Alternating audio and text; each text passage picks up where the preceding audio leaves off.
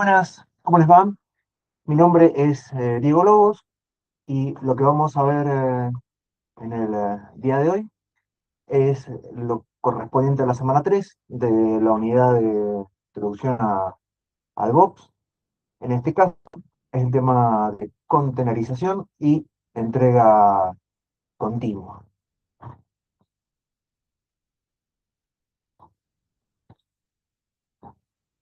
Un problema que probablemente nos ha pasado a todos es que hemos desarrollado algún tipo de aplicación.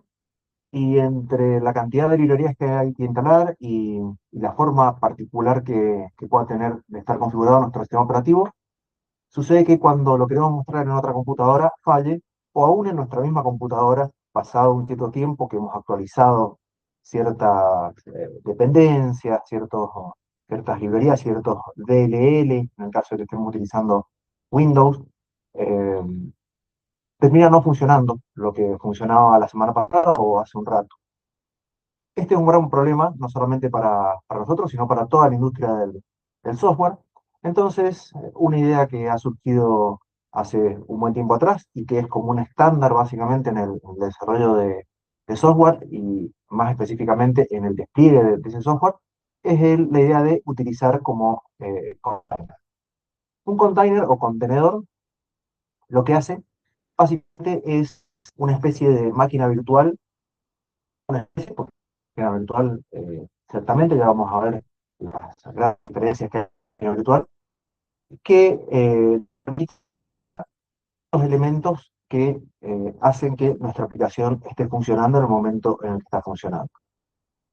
Hacer eso, y tenemos el contenedor cerrado, nos aseguramos que trasladando ese paquete eh, a a otra computadora, a otro sistema operativo, que tenga distintas librerías y demás, no le afecte porque básicamente dentro del contenedor está la versión, la versión correcta del sistema operativo, la configuración de los puertos y demás como corresponde. Entonces, de esa manera nos quitamos uno de los grandes dolores de cabeza que es estas cuestiones automatizadas, la, eh, como la autorización de librerías y demás, o pequeños cambios que pueden haber en el sistema operativo, o pequeños cambios que pueden hacer que nuestro software, que nos ha costado tanto desarrollar nuestra aplicación, eh, no funcione en otra computadora o en el servidor en la nube con el que estemos trabajando. Esto se hace con Docker, básicamente, esta tecnología. Fíjense que el dibujito es una arenita que es como una especie de barco con los contenedores que corresponden en la parte de arriba.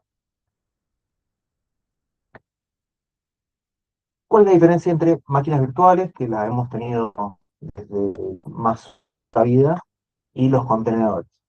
Las máquinas virtuales, eh, en cuanto a la parte de virtualización específicamente, virtualiza la computadora completa, con el sistema operativo y todos los elementos que nosotros queramos cargarlo. Acá metemos ya las ISO, una máquina virtual, y ahí tenemos viviendo eh, una computadora. En cambio, en los contenedores, esto se ha alivianado muchísimo porque solamente lo que virtualizamos es el entorno necesario, eh, lo, eh, lo que específicamente necesita nuestra aplicación, y el kernel, es decir, la parte del sistema operativo que nos da acceso a la memoria, nos hace todo el trabajo de hacer un sistema operativo, de administrar recursos, lo usamos directamente el que está en el anfitrión, en la computadora. Con eso ya tenemos un montón de diferencia, diríamos, en cuanto a velocidad de lo que, en la forma en la que trabaja la máquina virtual y complejidad también. En cuanto al tamaño, por eso mismo ya sabemos, hemos visto que las ISO pesan gigabytes, por eso mismo eso lo tenemos que cargar en memoria. En cambio, cargamos en nuestros contenedores, son solamente las librerías, lo correspondiente a nuestra aplicación. El resto lo tomamos o lo absorbemos, como dijimos, del anfitrión, Entonces pasamos de un tamaño de gigabytes a megabytes, lo cual obviamente es un beneficio enorme. Obviamente, esto redunda en cuestiones como que el tiempo de inicio no actual es de minutos o más, depende de la computadora o el servidor. Y en cambio, un contenedor es mucho más liviano. En segundos ya tenemos el contenedor arriba y nuestra aplicación funcionando en, en su entorno específico sin ningún problema. El aislamiento que se realiza en las máquinas virtuales es a través del hardware, a través de los distintos modos que pueda tener eh, nuestro procesador para la virtualización.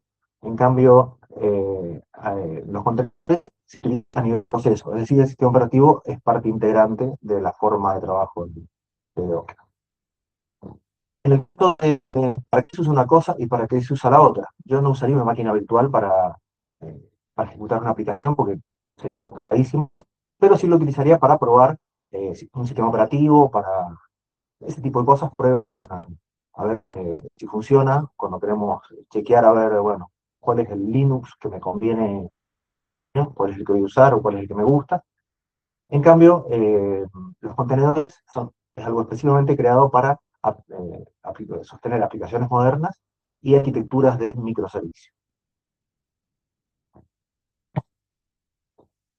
Bueno, la Trinidad Docker. Esto es Trinidad Docker. Me encantan los títulos que le pone Notebook LM, es creativo en ese aspecto. Eh, Esto no lo hacía Docker Notebook LM el año pasado, 2025. Hoy, 2026, tenemos estas geniales infografías eh, que hace Notebook LM, un paso impresionante en la vida. Bueno, volviendo al tema, tres elementos importantes adentro de Docker es inicialmente el Dockerfile, básicamente un archivo de configuración o instrucciones, ¿sí? De cómo se va a construir, qué es lo que necesitamos para que funcione adecuadamente nuestra aplicación. Ahí ponemos los requerimientos que tengamos en cuanto a librería, lo que tenemos que instalar, acá, en este caso, run pip install, acá, para Node, en este caso. Acá arriba está algo de Python. Todo lo que necesitamos lo configuramos en este texto común. eh, Creo que no es ni siquiera Markdown. eh, y lo que hacemos ahí es decirle, bueno, esto es lo que necesitamos.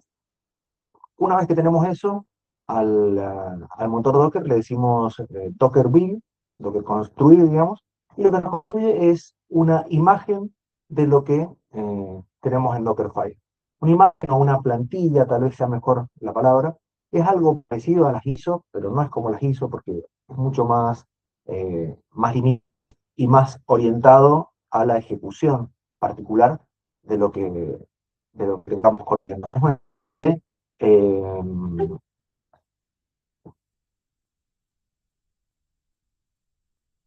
Funcionamiento eh, de nuestra aplicación en tiempo cero. O sea, es como, bueno, arrancamos la aplicación y en el momento cero, antes de que arranque, eso es lo que tendríamos, una plantilla de ese tipo. Decimos plantilla en el sentido de que esto no está corriendo, sino es un archivo, digamos, como dice acá, inmutable, la palabra excesiva para lo que es, ¿verdad? Es un archivito que después podemos poner a correr. Y lo podemos a correr en un contenedor específicamente. Una vez que ponemos a correr en un contenedor, ahí ya la aplicación empieza a vivir por su cuenta y podemos tener varias instancias de nuestra aplicación corriendo en distintos contenedores y en cada uno va a tener su propio espacio de variables, su propio eh, de memoria, su entorno aislado, su estado particular y bueno, va a ir evolucionando cómo lo haría una aplicación, la instalación de la aplicación, por ejemplo, en un teléfono celular y después instalamos la aplicación en otro lugar. Bueno, en este caso específico, En cada lugar, ahí sí van a ir cambiando las variables y demás. En el caso de la imagen, esto no va a cambiar. Es como algo fijo, inmutable, lo cual es sumamente útil para distribuir nuestra aplicación y llevarla de un lugar al otro eh, en un paquetito transportable fácilmente ejecutable en un sentido adentro de un contenedor. Bien, la anatomía de Docker. Anatomía de Docker. Cliente y motor. Docker en realidad es la parte del motor, ¿sí? Es como el servicio, el demonio que está corriendo y que hace nuestro sistema. Tenemos un cliente que no, suele ser cliente a través de la consola, un clic, y ahí ponemos distintas instrucciones, Docker build, Docker run, Docker p, cada una. Son muy sencillas las instrucciones, y al momento de que creamos un contenedor con una imagen particular, podemos pasarle distintos parámetros al contenedor para indicar la forma en la que va a correr nuestra aplicación. Podemos decirle con qué puerto se va a conectar lo que nosotros metamos en ese contenedor con el exterior. En este caso, por ejemplo, "-p" del 8000, el 8000 interno del contenedor va a estar conectado con el 8000 externo de, del sistema operativo en particular. No me acuerdo cuál primero y cuál después. El primero es el del contenedor del segundo sistema operativo, o al revés. Eh, Otra cosa que podemos hacer, además de indicar qué puerto es el que va a estar conectado con qué puerto hacia el exterior, hacia el sistema operativo de nuestro servidor, también podemos indicar una cosa que se llama volúmenes, que es básicamente una especie de archivo que nosotros montamos en el sistema operativo, lo montamos en el contenedor, y de esa manera todo lo que metamos en la carpeta o en el directorio lo abre el contenedor como si fuera propio. Eso es lo que es básicamente el volumen. Estamos montando un directorio exterior en el directorio interior. Esto es muy útil, por ejemplo, si estamos tratando de colocar una página web y en nuestra imagen lo que tenemos es un servidor web, y la página va a ir cambiando permanentemente. Entonces sería interesante que la página estuviera en un lugar externo, accesible de manera, por ejemplo, en un directorio del servidor. Interesante también el tema de los volúmenes, porque al momento de cerrar el contenedor, de montarlo específicamente, de tenerlo, todo lo que hemos guardado adentro del contenedor se pierde. Como que el contenedor tiene un ciclo de vida, se puede pausar si queremos. Una vez que lo detenemos, ya ese contenedor perdió lo que tenía adentro. Por eso es interesante tener los volúmenes por si queremos mantener en un espacio separado y que se mantenga en el tiempo. Esto tiene que ver, sí o sí, eh, dentro del anfitrión. También podemos mandarle variables de entornos específicas por si queremos algún tipo de configuración. Básicamente eso, crear variables de entorno que el contenedor la aplicación, digamos, va a estar viendo y va a poder acceder a ellas, y vamos a poder utilizar estas variables de entorno que las vamos a setear desde el cliente de Docker al momento de ejecutar el contenedor. ¿Cómo es el ciclo de funcionamiento del contenedor? Lo que hacemos es lo construimos en nuestra compu local, de ahí lo subimos a algún lugar que mantenga imágenes. Por ejemplo, podemos subirlo a GitHub Registry, a cualquier container registry. eh, eh, Podríamos subir la imagen a nuestro propio registrador de contenedores o de imágenes personalizados, pero en general conviene utilizar algo de lo que tengamos en Docker Hub, podemos subirlo tal vez, o algo nuestro, ¿sí? Lo que estamos subiendo es la imagen, ¿sí? La construimos localmente, la subimos al repositorio remoto, no sé por qué se llama registry y no repositorio, ¿sí? Es el nombre que le ha puesto. Después de ahí podemos hacer un push, bajarlo como hit, nada más que acá estamos logrando con Docker. Eh, lo podemos descargar en cualquier servidor y posteriormente lo podemos correr en ese servidor en el que hemos hecho en el que lo hemos traído, diríamos, a la imagen que tenemos. Entonces, el proceso es básicamente lo subimos a Internet y después en nuestro servidor particular, donde queramos ejecutarlo, directamente lo bajamos de ahí. Con esto nos ahorramos un montón de cosas, ingresos a los específicos a los servidores, ver que nuestra computadora tenga conexión específica con eso, está en ese lugar, muchos pueden acceder a esta imagen, la podemos compartir, la podemos también versionar. Esto del registry, digamos, es registry, es muy interesante, muy útil y súper útil al momento de que queramos hacer el de nuestra instalación. Bien, fuera del tema 2, fuera, pero no tan fuera, sabemos que las aplicaciones actualmente ya no trabajan en arquitectura monolito, sino que podemos tener arquitecturas más de tipo multiservicio, en donde hay que tener un solo paquete que corra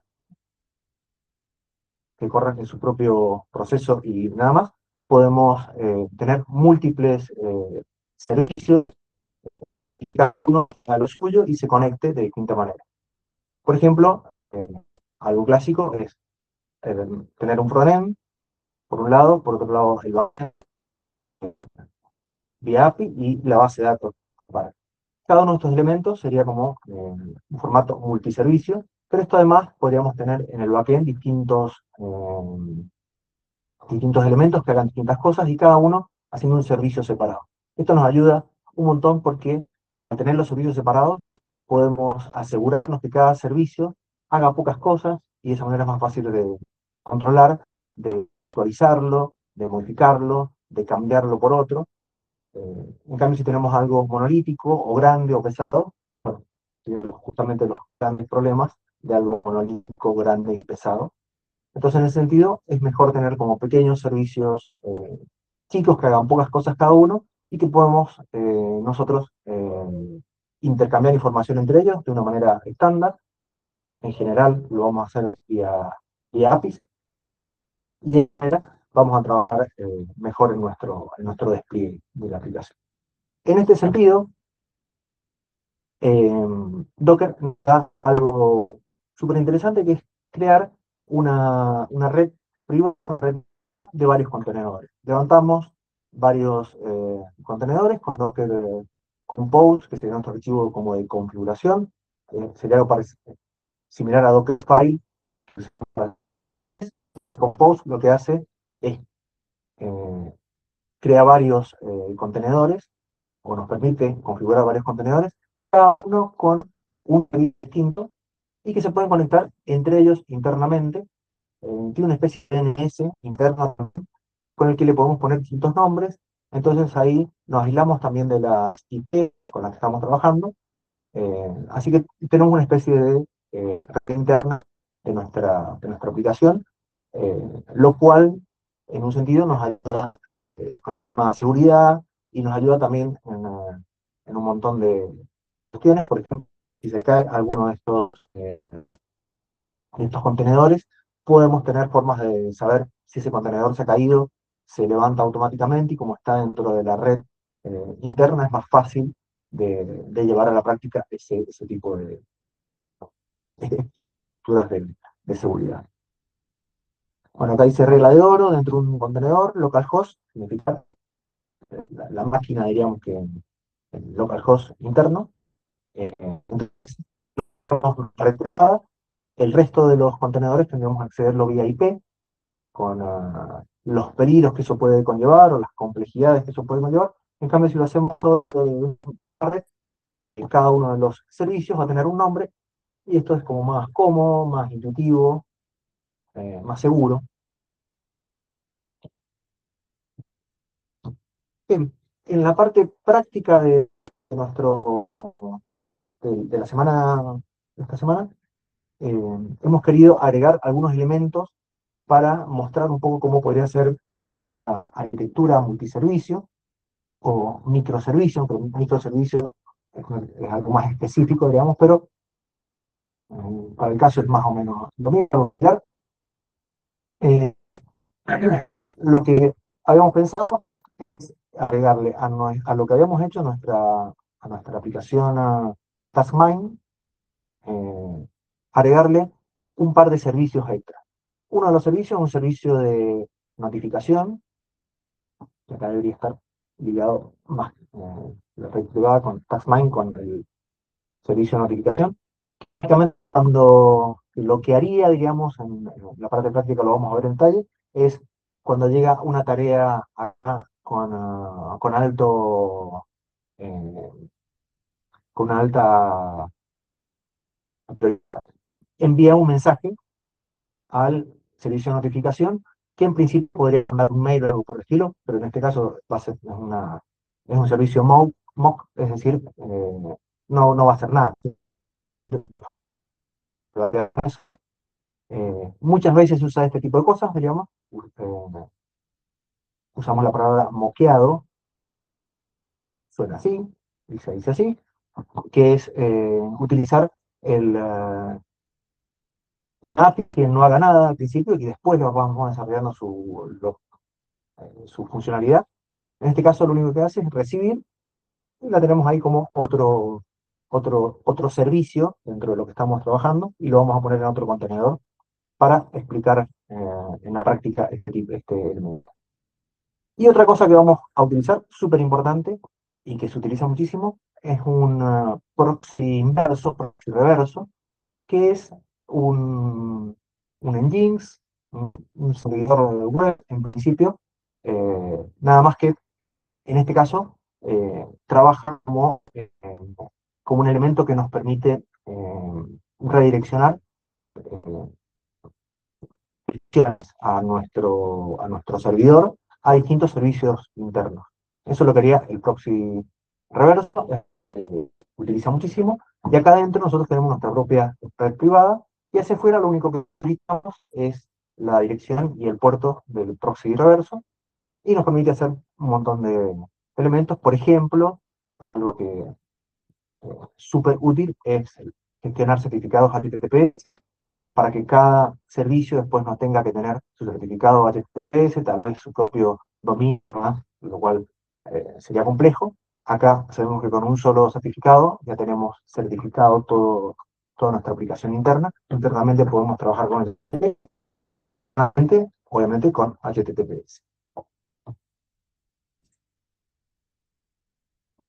Otra cosa que le vamos a agregar y que también es parte también de la forma de trabajo al momento de llevar a nuestros servidores o a la nube una aplicación, es eh, una verificación operativa que consta de dos partes básicas. eh, el chequeo de salud, el health, que no es otra cosa que un endpoint de una API que cuando le mandamos una solicitud a ese endpoint, lo que responde es OK, diciendo, bueno, estoy vivo, ¿sí?, a ese servicio. Solamente hace eso. Es una forma común que se usa en las plataformas cloud para saber si el servicio al menos está funcionando, ¿sí? El check es simplemente eso, un endpoint extra, digamos, a los que tenemos, y suele escribirse así, digamos, barra head, barra salud. Esto se utiliza también lo usa el formato lo usa Kubernetes también para trabajar eh, con sus pods. Y lo otro que se hace es el small test o el arranque, es comprobación rápida del servicio. Una vez que está todo funcionando, y vemos que no haya ningún tipo de fallo crítico, ¿sí? Probamos ciertas APIs, ciertos elementos, se llama smoke test, no por fumar, sino por el humo, básicamente. Era como al principio cuando se utilizaban, se hacía computación con circuitos electrónicos y nada más. Bueno, se prendía la máquina y a ver, espero que no salga humo. Esa sería como la idea. Eh, si no sale humo, es decir, si cumple más o menos de manera general lo que estamos chequeando desde afuera, bueno, ahí tenemos esos test de arranque. Siempre hace esto al inicio como verificación operativa externa y nos sirve también un poco si, si se han integrado correctamente los distintos elementos de nuestra aplicación y si está todo prendido, si todo funciona correctamente. Entonces, el tema de la entrega, ¿no? ¿Sí? Originalmente la integración continua lo que nos genera es permanentemente nos va generando código de calidad, código probado, ese vemos que está funcionando y demás, pero antes de llegar finalmente al lugar en el que lo vamos a hacer correr, necesitamos hacer todo un proceso que en este caso sería el proceso se llama entrega continua, CD, o despliegue continuo también, que es automatizar la segunda parte en donde lo que hacemos es construimos la imagen correspondiente a nuestra aplicación, a esta imagen le corremos los smoke test, ¿sí? estos test iniciales, y lo levantamos al registry, es decir, al lugar donde van a estar las imágenes y que posteriormente alguna, algún cloud específico para poder ponerlo en funcionamiento. Entonces, es parte intermedia, esto que tenemos acá, que es la parte específica de CD, lo que nos permite es, sin que nosotros tengamos que hacer casi nada, o a lo sumo dar un OK, decir, bueno, tenemos una nueva imagen, una nueva versión de nuestra aplicación, la construimos de una manera súper seguramente, porque si funciona en el contenedor funciona en todos lados, en principio, y bueno, y la subimos al repositorio. Posteriormente, de este repositorio, la hacemos correr en algún dispositivo en particular. Con respecto a la seguridad, eh, hay un montón de elementos que hay que tener en cuenta para que no falle lo que estamos logrando. Es parte de esto de la integración del despliegue continuo, ¿sí? Del siempre utilizar imágenes oficiales de los servidores que estemos utilizando, tener las dependencias también actualizadas, especialmente por el tema de seguridad, no utilizar librerías eh, que sean hechas por personas que no sean de confianza, tratar de reducir la cantidad de herramientas del contenedor, no dejar eh, librado al azar qué es lo que puede haber ahí flotando o que puede crearnos una vulnerabilidad. Y también utilizar herramientas de escaneo automático para detectar si hay vulnerabilidades en el despliegue. Esto se hace con la parte de IA, vamos a ver un poco la semana que viene. Verificar que ciertos problemas comunes de seguridad que no estén, en este caso sería algo más de ciberseguridad, súper importante al momento de automatizar todo este proceso. Entonces, el camino a la nube, lo que hacemos, el desarrollo, en el entorno de desarrollo, creamos la imagen, esta imagen la pasamos al registro, hacemos los test correspondientes y finalmente la llevamos a producción. Todo esto en medio, obviamente, tiene estos test automatizados para que esta llevada a producción no sea A mí, de todas maneras, personalmente me da un poco de miedo algo así a producción, o sea, que el desarrollador llegue a producción en el mismo día, lo que se hace actualmente con la mayoría de las aplicaciones, eh, pero se van haciendo pequeños cambios, no grandes cambios. En este sentido, se va agregando como valor en cada uno de esas iteraciones. eh, pero bueno, hay que tener bastante aceitado este proceso para que funcione correctamente, porque existe que llegue a producción algo que tenga algún error importante. Así que en ese sentido, la automatización es súper importante para elaborar con metodologías ágiles, pero también es súper importante que ese proceso eh, se haga de la manera más segura posible. Vamos a hacer en esta unidad, que vamos a ver en la parte práctica, es subir nuestro conjunto de contenedores, nuestra aplicación, a Google Cloud, Google Cloud Run, parece así se llama el servicio que nos da Google.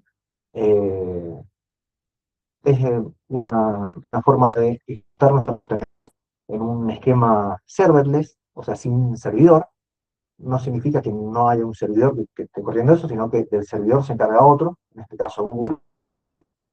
Nosotros lo único que le decimos, mira, acá tenemos nuestro paquete de contenedores, corrémelos, lo cual está buenísimo porque Google ahí ejecuta de manera directa los contenedores.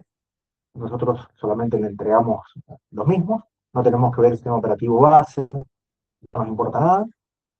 Automáticamente, en caso de que necesitemos más instancias, si es que hay más demanda en algún sentido, y se expone de manera automática e inmediata a Internet. Son un montón de elementos que, además de la complejidad que puede implicar o de lo engorroso que puede ser, que tiene implicancias en seguridad, así que es súper útil utilizar esto. Es muy fácil hacerlo, ¿no? Es súper sencillo utilizar Google Cloud Run. Hay otras formas de desplegar las aplicaciones que también lo vamos a ver la semana que viene. En este caso solamente vamos a llegar ahí para que podamos tener la aplicación corriendo en la nube como objetivo final de nuestra parte de dockerización y despliegue. Entonces, en síntesis, lo que vamos a hacer esta semana, o nos debería quedar más o menos en claro esta semana, bueno, tener la imagen laburada con todos los test unitarios y demás de la integración continua haciendo. Posteriormente, los test y demás relacionados con el despliegue continuo. Hay que tener construido nuestras imágenes, guardarlo en un registro, del registro pasarlo a a un cloud que va a trabajar con un Nginx, ¿sí?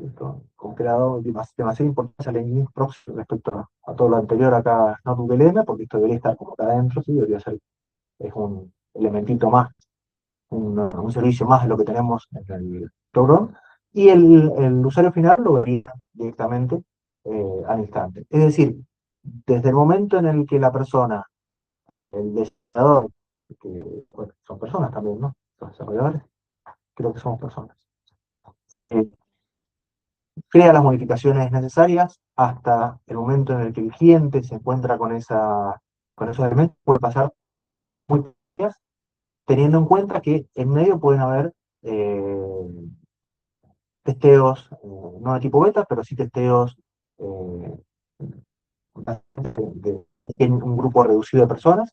Ya eso lo vamos a ver también la semana que viene, cómo hacer ese despliegue y la actualización específicamente, porque una es desplegar algo nuevo y otra cosa es actualizar, que es mucho más peligroso, porque ya tenemos un conjunto de clientes trabajando con esto, que ya nos pide información.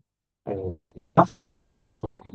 Ese proceso que antes duraba meses, ahora con esto de CI y CD, puede pasar unos pocos días y ya tenemos lo que escribió el desarrollador, lo tenemos en funcionalidad, la tenemos disponible de manera medianamente segura o al 80% al usuario final.